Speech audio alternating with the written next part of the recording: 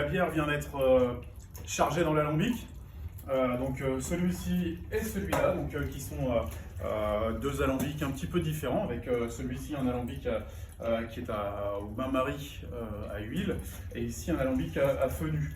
Donc on a chargé la bière, on chauffe au feu de bois, on a ici chargé l'alambic au feu de bois à l'ancienne, ce qui permet d'avoir une qualité de distillation qui, à mon sens, est meilleure.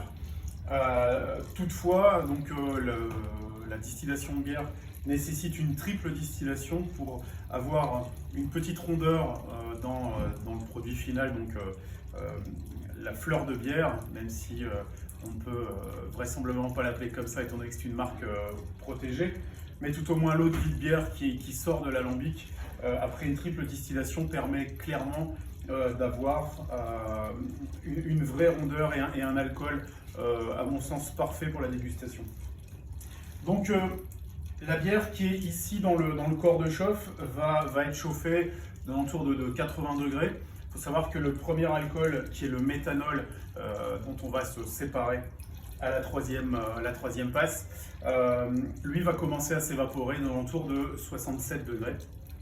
Donc on va continuer à chauffer pour arriver à 74 degrés et faire évaporer l'éthanol. Donc l'éthanol va ensuite passer ici dans le col de cygne, redescendre dans le serpentin qui se trouve ici, pour sortir ici en alcool.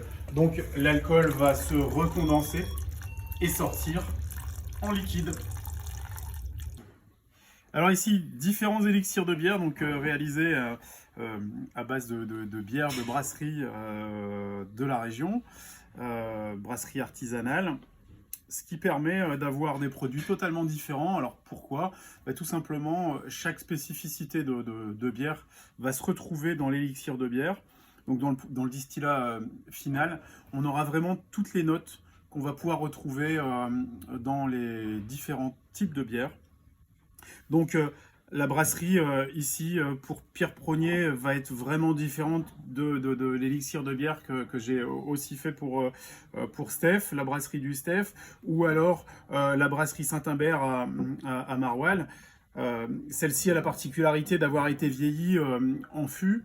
C'est pour ça qu'elle a une couleur un petit peu plus particulière, donc ce qui donne un petit peu comme un Bierski, quelque chose qu'on va pouvoir encore une fois faire vieillir en fût de chêne neuf comme celui-ci, un fût de chêne neuf de la maison Alary, qui est un meilleur ouvrier de France, ce qui permet encore une fois de redonner un côté boisé, un côté un petit peu plus liquoreux à ces élixirs de bière, qui est un vrai produit noble à mon sens, mais qui mérite vraiment de pouvoir aussi vieillir comme un whisky. Toutefois, on arrive quand même à un alcool qui sort de l'alambic, qui est systématiquement transparent. Pourquoi transparent? Tout simplement parce que c'est uniquement les vapeurs d'alcool qui se recondensent et qui redeviennent liquides, et donc nous donnent un aspect